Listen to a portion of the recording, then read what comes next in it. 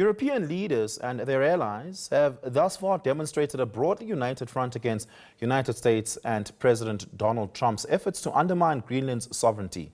Trump heads for Davos later today, where his tariff threat against NATO allies over Greenland is expected to be the talk of the town. This is how some European leaders and NATO leaders have been framing the ongoing debate.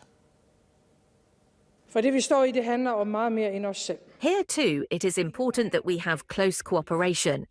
Everything we are doing now is about avoiding this trade war from starting, that tariffs are not imposed on February 1st. At the same time, I also think it is necessary to say that we as Europe, if someone starts a trade war against us, which I really cannot recommend, then of course we must also respond.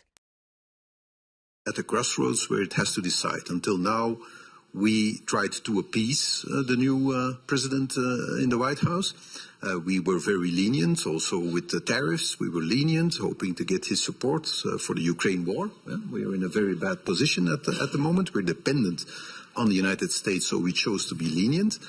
But now so many red lines are being crossed that you have the choice between your self-respect. Being a happy vassal is one thing, being a miserable slave is something else. Abundantly clear. Tariff threats will not pressure Denmark into handing over Greenland.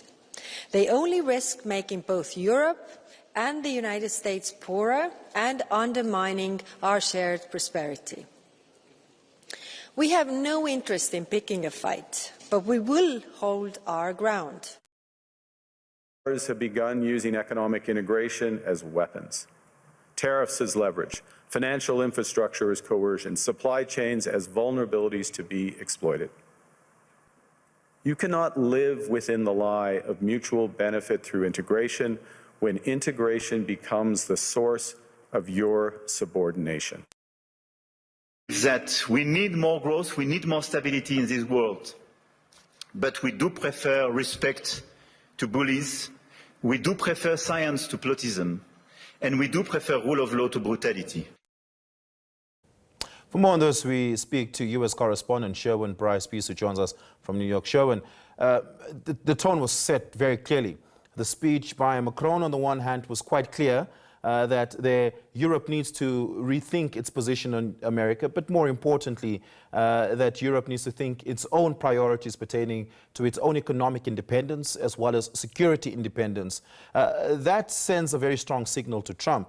There were a couple of jokes in there. I also found it fascinating that it's Larry Fink that conducted the panel discussion, or at least the fireside chat that ensued after that. But Ursula von der Leyen, at this very same time, in a different chamber, delivered a similar speech where the tone was similarly clear on Greenland. What atmosphere and environment is Trump landing in the Swiss Alps tomorrow?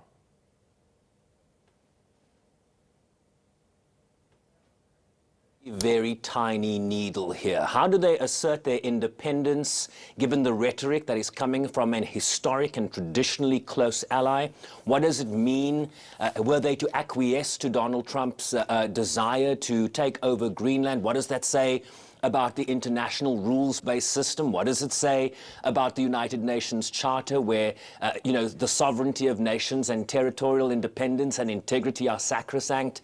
So they simply cannot fold on this. In fact, this will be the dividing line. In fact, what European leaders are calling many red lines that have been crossed by the US president. So how do they encourage dialogue here? You saw the text messages that President Trump posted on Truth Social, among them from the NATO Secretary General, Mark Rutte, seeking dialogue on the Greenland issue, wanting to move forward on the Greenland issue, wanting to arrest any notion that there will be another escalation in terms of a trade war, what the implications would be for an agreement that is in the offing between the European Union in terms of trade with the United States. There are so many factors at play here, including the US role as mediator in terms of what they're achieving, the Europeans in terms of what they're achieving, seeking to achieve in terms of security guarantees for Ukraine, right? We're not talking about Ukraine so much as we're talking about Greenland here. And one of the first Americans on the ground in Davos, Oliver, is the California governor, Gavin Newsom, and he had an exchange with journalists, which is instructive about how he sees, remember he's a Democrat, how he sees the need for European engagement with the Trump administration. This is what he said, watch. It's time to buck up. It's time to get serious and stop being complicit. It's time to stand tall and firm, have a backbone. I've seen this in the United States, the supine Congress playing both sides, saying one thing on a text or a tweet and another publicly. It's time to have principle.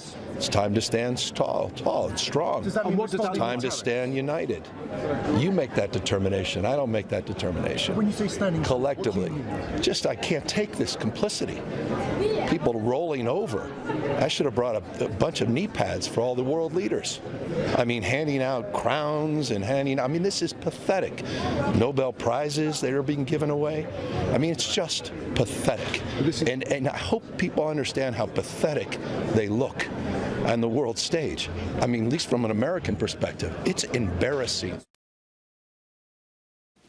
Oliver, Newsom also said in that exchange, quote, "There is no diplomacy with Donald Trump. He's a T-Rex," a reference to a big dinosaur.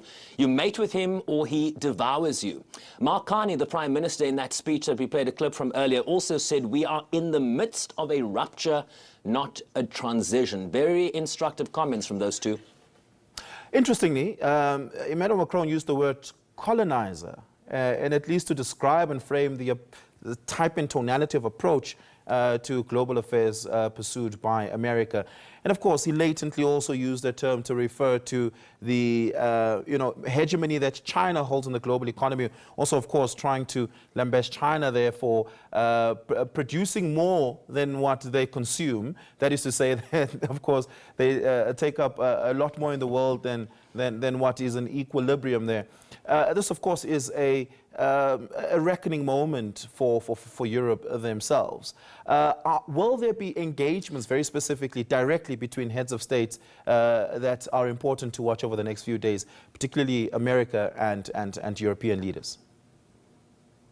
Yeah, that's a good question. I believe there's going to be a pull aside on Greenland. That certainly has been the sentiment we've heard from Mark Rutte, the NATO Secretary General. So that seems to be something that will be happening. We also understand, Oliver, that on Thursday there will be a signing ceremony in relation to Donald Trump's of peace. A charter which we have had purview to appears to imagine this board of peace as some sort of US-led alternative to the existing UN multilateral system, including the United Nations Security Council. Initially, the board of peace was endorsed in a Security Council resolution, I believe it was November last year, in relation to serving as a transition to the Palestinian Authority, eventually a competent Palestinian Authority, a reformed PA, taking over Gaza at some point in the future.